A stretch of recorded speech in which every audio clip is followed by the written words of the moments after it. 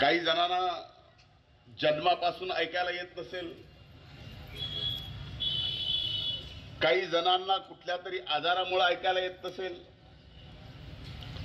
आणि हळूहळू आमच्या सारख्यांना फक्त मोबाईल लोकांचे घेतोय वापरतोय म्हणून आम्हाला ऐकू येणार नाही, अशी परिस्थिती हळूहळू होते.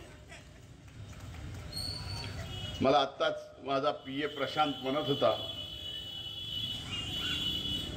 म्हणला आपण जातोच आहे श्रवण यंत्र वाटपाच्या कार्यक्रमाला, माझा नंबर लागेल का? मला सुद्धा उजव्या कानाला ऐकू कमी यायला लागलं.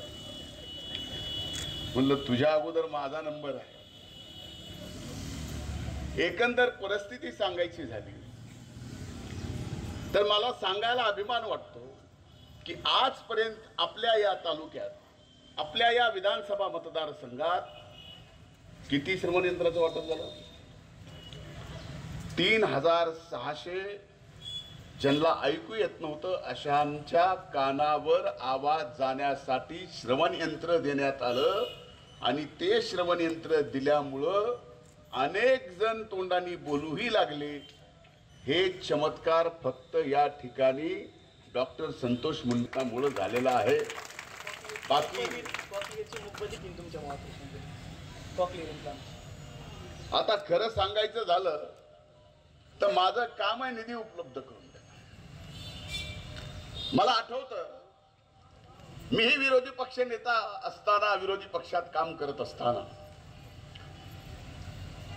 एका कर्णबधीर व्यक्तीच्या एका मशीनसाठी मंत्रालयामध्ये माझ्यासही डॉक्टर संतोष सुद्धा आम्ही दिव्यांग मंत्रालयात भांडलो आहे. आणि आजची परिस्थिती बघा की आजपर्यंत 3600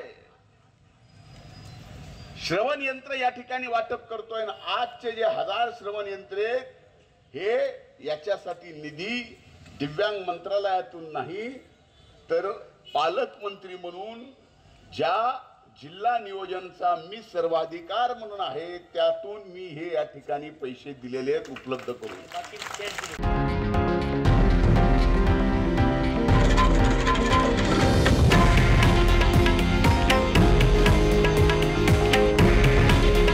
हे आहे देशातील नंबर 1 न्यूज नेटवर्क आणि आपण पाहत आहात TV9 मराठी.